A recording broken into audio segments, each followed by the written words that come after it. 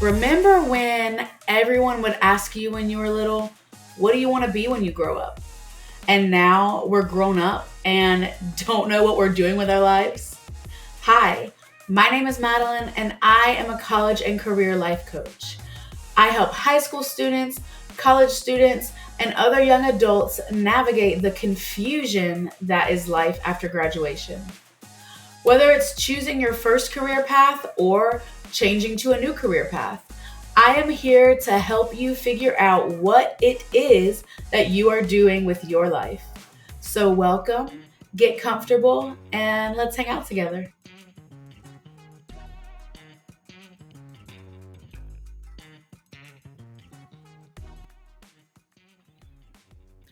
Welcome back to the podcast. Thank you again for being here yet another week. I have been feeling this warmer weather outside. For those of you who may not know where I'm recording from, I am in North Carolina around the Charlotte area. So it has been kind of warm lately, and I actually am loving it. And let me not spiral too bad, but Groundhog Day, right? Like, first of all, it's blowing my mind that that is still a celebrated holiday, but also the groundhog saw its shadow. So it's supposed to be 6 more weeks of winter. I can't believe I actually believed that to be true as a kid. Like, and I would be devastated when it was 6 more weeks of winter because I wanted spring. But anyway, it's feeling a lot like spring outside, even though the groundhog saw its shadow. So I don't know. You tell me what's real. Anyway, we're going to answer another question today from our frequently asked question series. So today's question is, what should I do if no career interests me? I just want to start this off by acknowledging how scary this may be for someone who can't find a career that sounds interesting to them. Like, there's so much pressure around hurrying up and growing up, finding a college, finding a career, finding a job.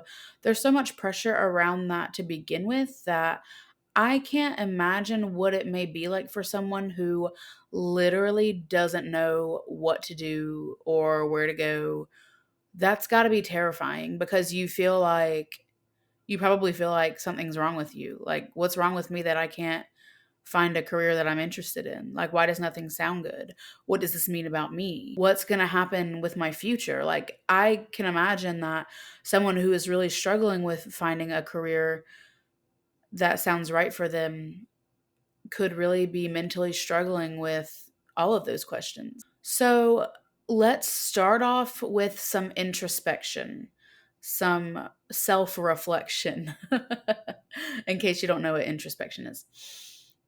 I'm going to ask you some questions, and I want you to write them down.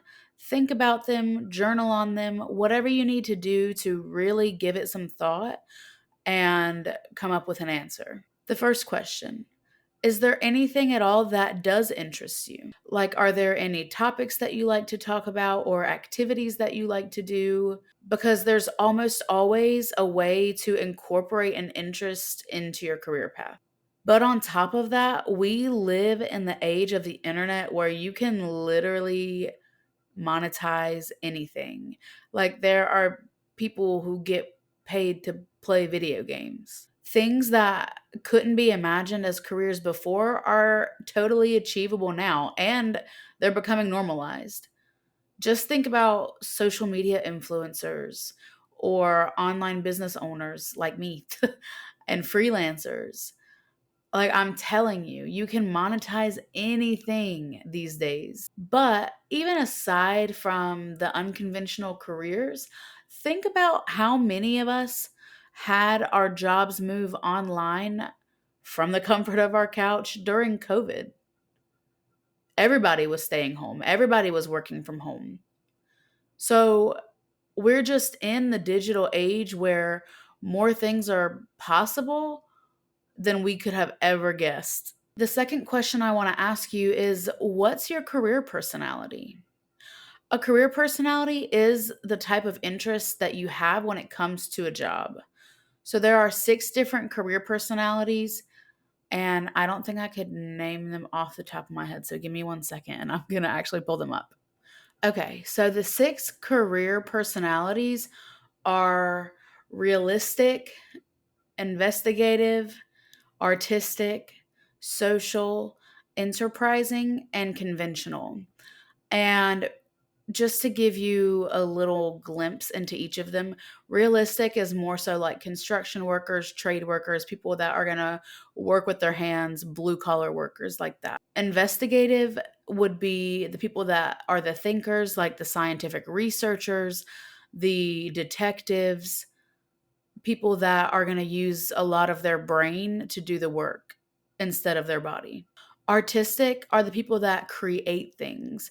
So you're designing a product, you're painting a picture, you're doing sculpting, you're dancing, you're acting, you're singing, anything that you're doing that is artistic and creative. Social are the people that help others. So, kind of like the field that I was in, where I was an x ray tech and, you're helping sick people all day, kind of like nurses, social work, things like that, where you're dealing with the direct public, daycare workers, teachers. Enterprising is like people that work in business that are leading a group of people, like they're in management, they're in sales, I can't think of much off the top of my head, but that's what enterprising is. Like you enjoy working on professional projects, you enjoy leading others, things like that. And conventional, those are the organizers. Those are people also in the office, but not the leaders of the office, but the people that make the office run, the people that are filing and organizing things, following the rules, following the routines and structure, stuff like that. So people working in an office where there's lots of organization and repetitive work to be done. So, figuring out what your career personality is can point you in a direction of career clusters, which is like broad career fields. Like, for example, law enforcement is a career cluster, but there's so many different jobs within that field that you could pursue. So, figuring out what your career personality is can lead you towards broad career fields that can help you even further narrow down what you want to pursue. So, I made a free quiz to help you determine what your career personality is. You answer about 10 or 12 questions. I don't remember how many are on there. You answer a few questions about what you like, what you don't like. Takes only a few minutes, completely free. All you have to do is type in your email to get access to it. So I will drop that in the show notes. And when you get your results, you'll get a list of career pathways that you could take, like healthcare, law enforcement, agriculture, construction, things like that, that are just really broad nudges in the right direction. My third question for you today is, what did you want to be when you grew up? When you were a kid and people would ask you, what do you want to be when you grow up? What would you say? And do you share any of those interests now? It may be a broad common interest like me. So I wanted to be an astronaut. That was the first job that I ever said I wanted to have growing up. And my career ideas have always followed a scientific track throughout the years because I've always pretty much stayed within healthcare. So even though I don't still want to be an astronaut, I still followed science pretty much. So that if I was struggling to find a career, I could look in the science world because that obviously has seemed to pique my interest multiple times in the past. Or it could be a more specific common interest like being a dancer or a teacher. Some people, want to be a nurse and they actually become a nurse. Like some people just know what they want to be, but that is not a gift that is given to everybody. So, 9 times out of 10, you're probably someone who does not have the same career interests that you had before. But if you are this special chosen bunch, then you probably aren't even listening to this podcast right now because you already know what you want to do. Anyway, even if there's no match between what you liked before and what you like now, like I said, your previous interests can still help guide you in the right direction. And my last question for you to ask yourself if you're struggling figuring out what you want to pursue as a career and nothing sounds interesting to you, would you be okay with finding a job that you don't mind working in order to fund yourself and your other interests? My poor, poor boyfriend. I have been wearing him out as my example for this. So I will briefly touch on that. He has always had a passion for music and drumming, but that's not what he works in right now. He works in construction. He never dreamed of working construction, but he's there. Um, it's something he doesn't mind doing. He actually kind of enjoys it, and he makes decent money there so that he can fund his hobbies and the things that do bring him joy and fulfillment. So that's a perfectly normal thing that I'm sure a lot of other people out there do. So, is there an activity that you don't mind, like math or writing, that you could incorporate into a career? Remember, though, careers aren't supposed to be our whole entire identity. And my friends make fun of me because I tend to make careers my whole entire identity. So I'm talking to myself as much as I'm talking to you. But I'm really bad about making my career my whole personality and my whole entire life. So, not only am I telling you, but I'm also reminding myself that careers are not supposed to be our whole entire identity. It's okay if you don't feel in love with or head over heels for your job, just as long as you're not hating it or you're miserable in it like I was. Because I remember the last few months of my job were just so incredibly miserable for me because I think I realized how unbalanced I felt. And I obviously didn't just up and quit my job because I needed a plan B. Even though some people would probably still argue and say I up and quit with no plan, but that's neither here nor there. But I needed to take time to think about what my next step was going to be, what my next move was going to be. And then once I figured that out and felt comfortable, I did it. I quit because even though that was paying the bills and I wasn't having to worry about, meeting my financial needs, but none of my other needs were being met. And so that job no longer became worth the money because I realized I would rather have balance and happiness in other parts of my life than to have tons of money. So, which I think talk more about that next week in my next podcast episode. So that's what I'm saying. It's okay if you are not super, super excited and in love with your job, as long as it's not killing you on the inside, as long as you're not miserable, as long as you don't hate it. Because once that happens, for me, there was no going back. I had to go. So I just don't want anybody to think it's normal to stay in a job that you don't like just for the sake of meeting your needs. Now, of course, I know there can be certain circumstances where people are desperate and need to do something, but those situations can be temporary, and you get to choose if they are permanent or if they are temporary. For me, I swore to myself that I will never work for anybody else again. And I don't mean like working for clients when they hire me because that's different, but I mean I am never working for another company again. That's why I started my own business. So I know if for some reason I was desperate enough to have to go and get another job, I know it would only be a temporary situation. I know that's not my long term goal. And if that's just something that helps me get towards my long term goal, that's fine. But I can rest knowing that I didn't turn my back on myself and that that is a temporary solution to a financial issue. This is all hypothetical. So, yeah, that was kind of a mini tangent on that. Just don't be miserable. I know there are some circumstances that require you to put up with things in order for survival, but once you get to a point where you're not having to focus on surviving, you can start focusing on thriving, then get out of that terrible career situation.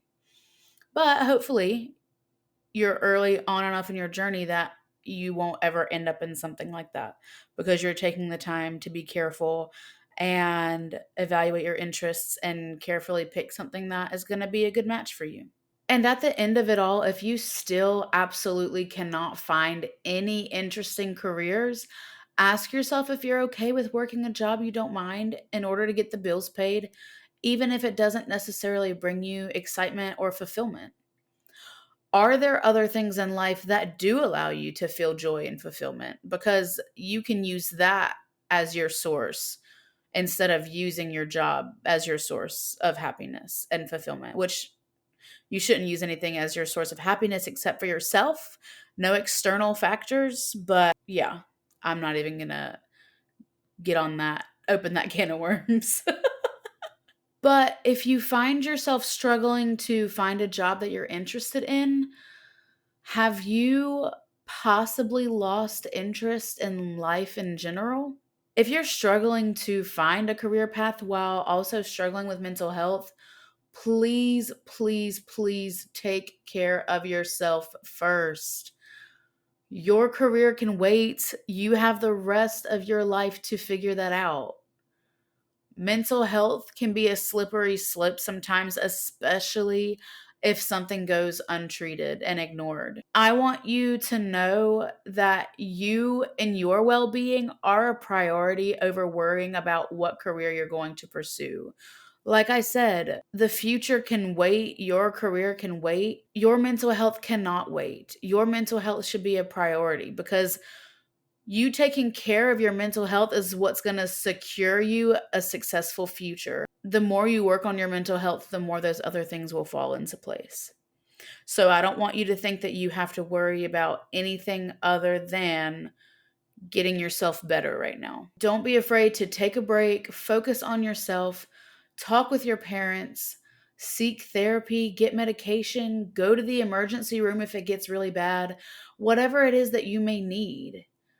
And know that you have myself and other loved ones who are here to support you and want you to get better, truly. If you need someone to talk to, you can always message me or you can call 988 for support.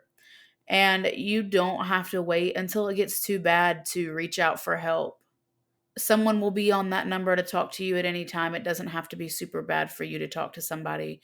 You can always message me. Just know that your career will always be here, but we want you to always be here too. So I know that got a little heavy at the end, but I have been seeing so many young people talk about their deteriorating mental health and talking about unaliving themselves. So I just wanted to touch on the topic of mental health because that's got to be a really hard thing to deal with on top of the pressures of trying to choose a career and build your future. It cannot be easy trying to be forced to think about a future when you don't even have interest in getting to that point. But as always, I am sending love and light to everyone listening. And like I say every single time on here, it is hard to give really specific answers without knowing your personal interests. So feel free to message me on social media or use the link in the show notes to book a free call with me so that we can talk more in depth about your situation because I really do want to see how I can help you. In the meantime, come hang out with me on social media at Madeline Swan LLC across all 4 platforms that I'm on: YouTube, Facebook, Instagram, and TikTok. Stay safe and let's hang out again soon.